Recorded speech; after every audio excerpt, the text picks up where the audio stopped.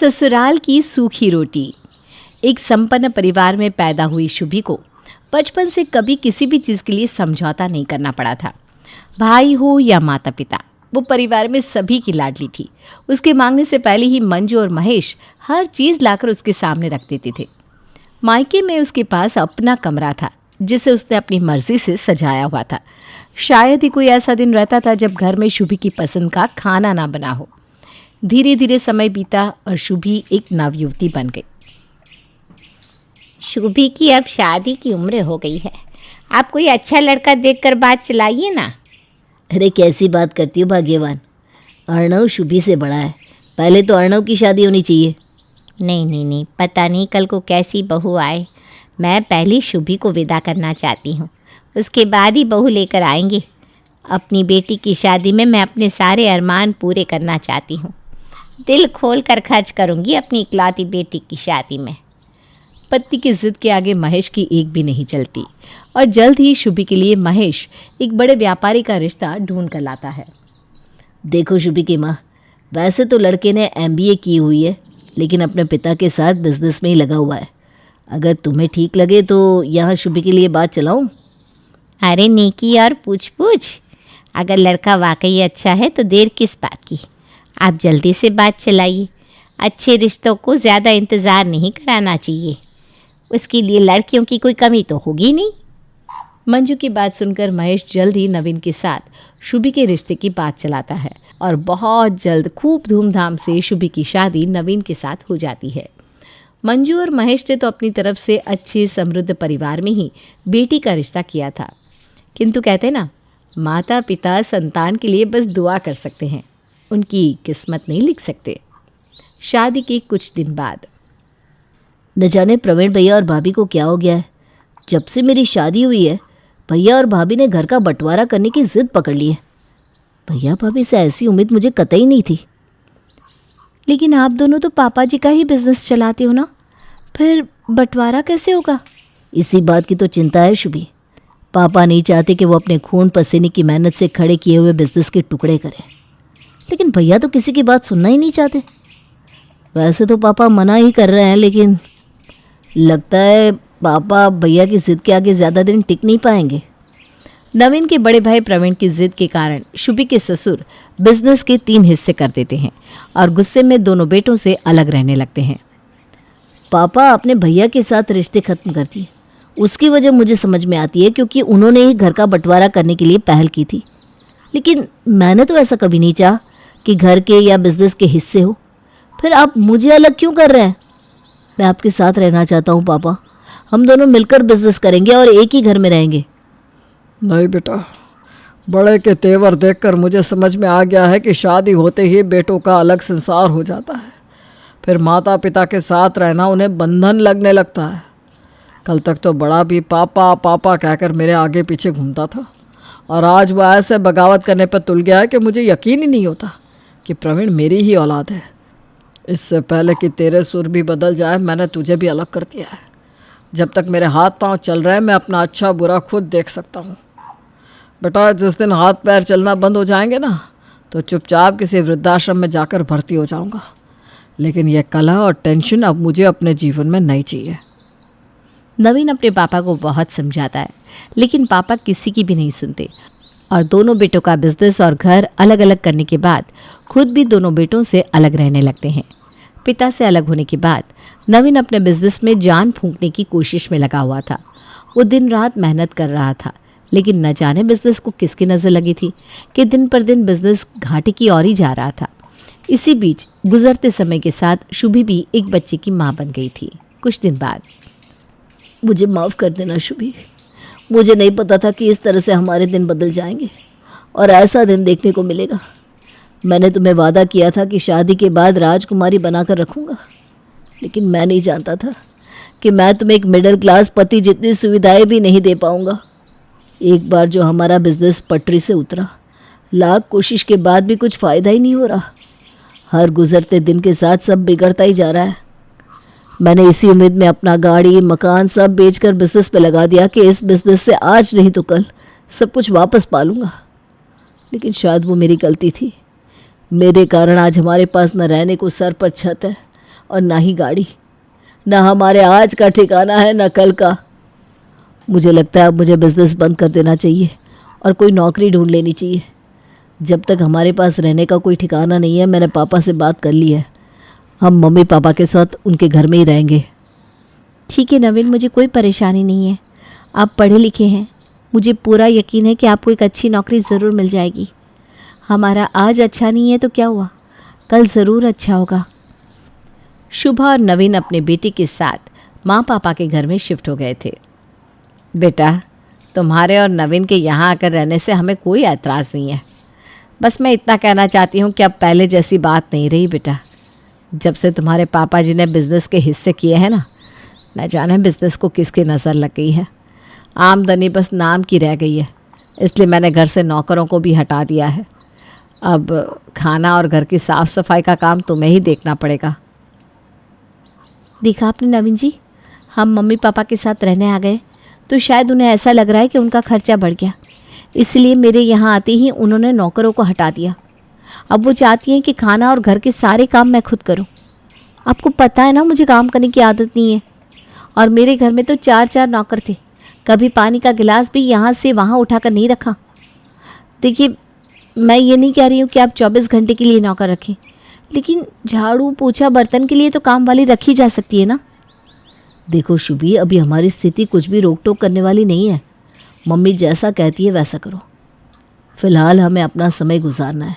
जैसे ही मेरी नौकरी लगेगी मैं किराए का मकान ले लूँगा और फिर हम वहाँ शिफ्ट हो जाएंगे। शुभी को अब सास का छोटी छोटी बातों पर बोलना बुरा लगने लगा था। उसे बात बात पर महसूस होता कि वो इतने बड़े घर की बेटी होने के बावजूद यहाँ कैसी ज़िंदगी गुजार रही है। शुभी, मैंने 1-2 जगह नौकरी के लिए ट्राई किया था। मुझे पुणे से जॉब का ऑफ़र मिला है, लेकिन फ़िलहाल मेरा बजट इतना नहीं है कि मैं पूरी फैमिली को पुणे ले जाकर सेटल हो सकूं। समझ में नहीं आ रहा क्या करूं। अब 2 ही रास्ते बचते हैं, या तो तुम मम्मी पापा के साथ इसी घर में रहो या फिर अपने मायके चली जाओ। देखो नवीन, तुम्हारे बिना यहाँ अकेले मैनेज कर पाना मेरे लिए बहुत मुश्किल होगा, और ससुराल में सबसे बड़ा सपोर्ट पति ही होता है। जब तुम ही यहाँ नहीं रहोगे तो यहाँ मेरा मन कैसे लगेगा। और मम्मी की यहाँ सारी सुख सुविधा है। आपको पता ही है ना, आजकल माँ जी छोटी छोटी बातों के लिए मुझे रोक टोक करती हैं। मैं ऐसा करती हूँ, अपने मायके चली जाती हूँ, कुछ दिन उनके यहाँ रह लूँगी। जैसे ही तुम्हारा जॉब थोड़ा सेटल होगा मैं तुम्हारे साथ पुणे आ जाऊँगी। ठीक है, जैसी तुम्हारी मर्ज़ी। मैं तुम्हें फोर्स नहीं करूँगा। जैसा तुम्हें ठीक लगे तुम वैसा ही करो। वैसे भी इस समय हम बहुत बड़े फाइनेंशियल क्राइसिस में हैं और मुझे तो कुछ सूझ ही नहीं रहा। पति के पुणे जाने के बाद शुभी अपने मायके चली गई थी। एक ही शहर में ससुराल और मायका होने के कारण शादी के बाद इतने सालों में शुभी कभी भी 1-2 दिन से ज़्यादा वहाँ रुकी नहीं थी।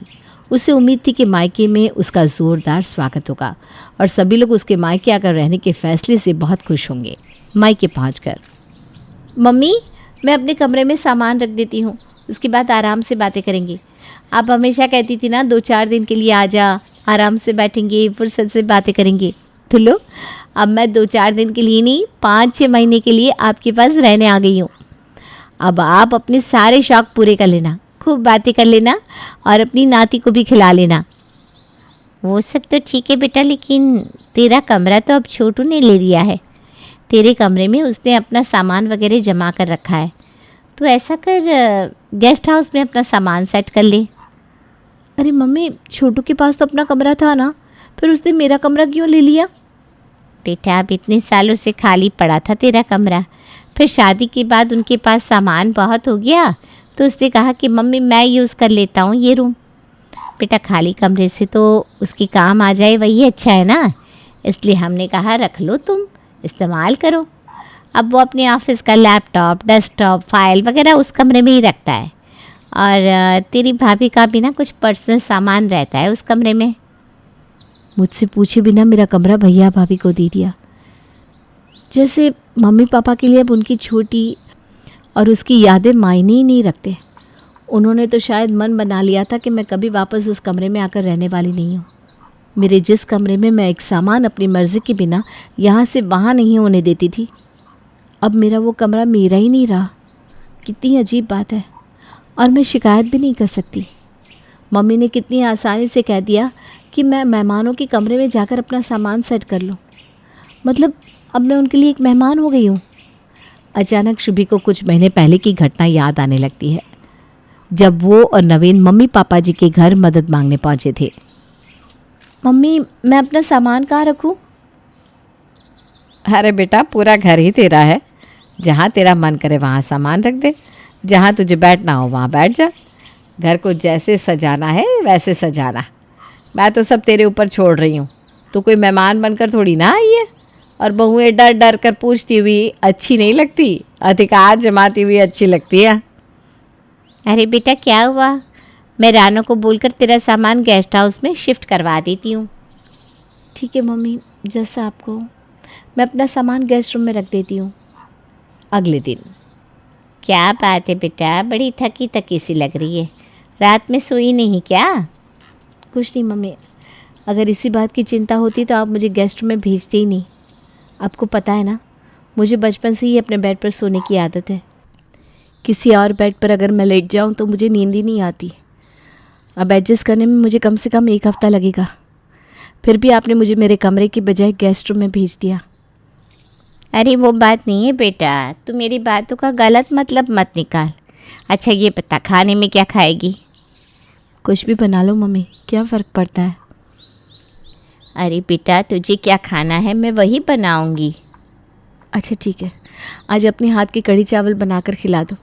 बहुत दिन हो गए कढ़ी चावल नहीं खाए। दोपहर के समय नौकरानी रानो सबका खाना लगाने लगती है। अरे रानू, मैंने तो मम्मी को कहा था कि आज कढ़ी चावल बना देना लंच में, फिर ये छोले चावल क्यों बना दिए? दीदी, आपने तो कढ़ी चावल बोला था, लेकिन फिर थोड़ी देर बाद बड़ी भाभी आई, कहने लगी रानो तुझे अक्ल नहीं है, शनिवार के दिन तो काले चने और चावल बनते हैं, तो कढ़ी किसी और दिन बन जाएगी। आज तो काले चने की सब्ज़ी और चावल बना दे। तो मैंने बना दिए। अब नाराज़ मत हो दीदी, मैं आपके लिए कढ़ी चावल कल बना दूँगी। रहने दे रानो, तू माफ़ी क्यों मांग रही है? ठीक है ना, तुझे तो जैसा कहा जाएगा तो वही करेगी। और अब मैं तो मेहमान हो गई हूँ, तुझे अपनी भाभी की बात ही माननी चाहिए। रानो की बात सुनकर उसे अपनी सास की कही बातें याद आने लगती है। मम्मी जी, क्या सब्जी बनेगी आज? आप बता दीजिए, मैं बना दूँगी। अरे बहू, जो पसंद हो बना ले, इतना सोचा मत कर। जो तेरी पसंद वही हमारी भी पसंद। क्या रोज़ रोज़ मुझसे पूछने आती है, हैं? बेटा, तुम जवान लोग हो, तुम्हारी उम्र में खाने पीने का शौक़ होता है।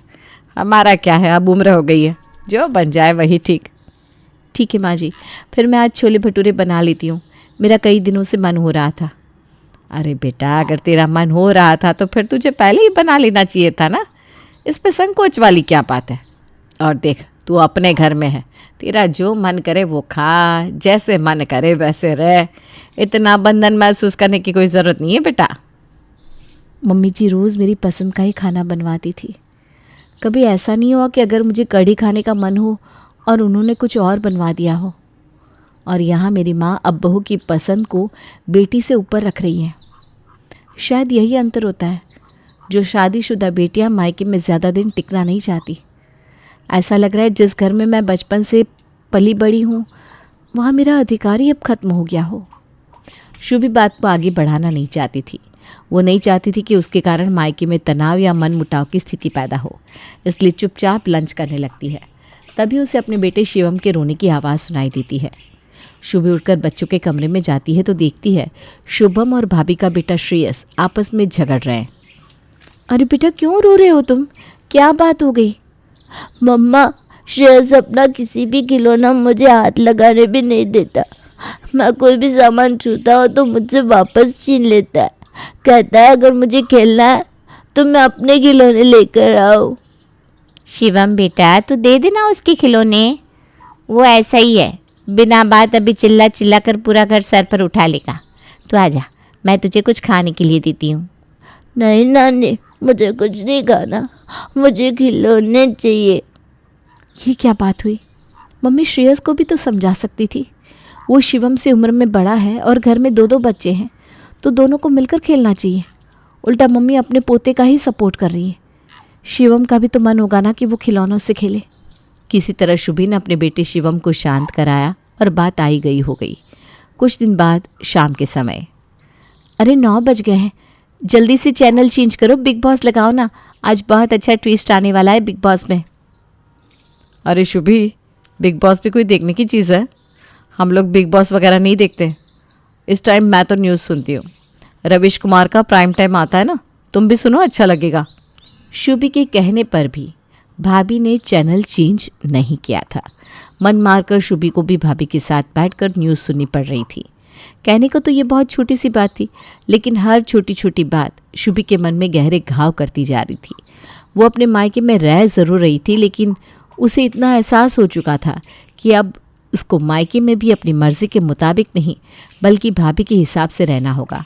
खाना हो या टीवी पर चलने वाला प्रोग्राम, घर की साज सजावट हो या फिर बच्चों के खेलने का समय, सारी बातें भाभी अपने हिसाब से ही निश्चित करती और ननद शुभी के ओपिनियन को कुछ खास इम्पोर्टेंस भी नहीं देती। कैसी हो शुभी? मैं तो ठीक हूँ, आपकी जॉब कैसे चल रही है? फ़िलहाल तो सब ठीक है, लेकिन पुणे बहुत महंगा शहर है। यहाँ पर तुम सबको, यानी तुम दोनों को लाकर सेटल होने के लिए अभी थोड़ा समय और लगेगा। अच्छा हुआ तुम अपने मायके चली गई। आखिर कितने दिन अकेले मम्मी पापा के पास रहती? अब पापा के यहाँ एक ही एसी है, गर्मी का मौसम है, तुम्हारे लिए बहुत मुश्किल हो जाता। नहीं नवीन, बहुत रह लिया मायके में, सोच रही हूँ इस संडे को वापस मम्मी पापा के पास चली जाऊँ। अरे ऐसा क्यों कह रही हो? कुछ बात हुई क्या? नहीं नवीन, कुछ बात नहीं हुई, बस मुझे इतना समझ में आ गया है कि मायके की घी लगी रोटी से ससुराल की सूखी रोटी ज़्यादा स्वादिष्ट लगती है। हाँ, मुझे समझने में थोड़ा वक्त ज़रूर लगा, लेकिन अब बहुत अच्छे से समझ में आ गया है। मुझे पूरा यकीन है कि मम्मी जी पापा जी मुझे किसी भी तरह की तकलीफ़ नहीं होने देंगे। तुम आराम से अपनी जॉब करो, चिंता की कोई बात नहीं है, मैं वहाँ मैनेज कर लूँगी। मायके में मेहमान बनकर रहने से अच्छा है कि मैं अपने ससुराल में हक और धौंस के साथ खुशी खुशी रहूं। शुभी को तो ये बात समझ में आ गई थी, लेकिन क्या आप शुभी की बात से सहमत हैं? क्या वाकई ससुराल की सूखी रोटी मायके की घी वाली रोटी से ज़्यादा स्वादिष्ट होती है? अपनी राय हमें ज़रूर बताइएगा।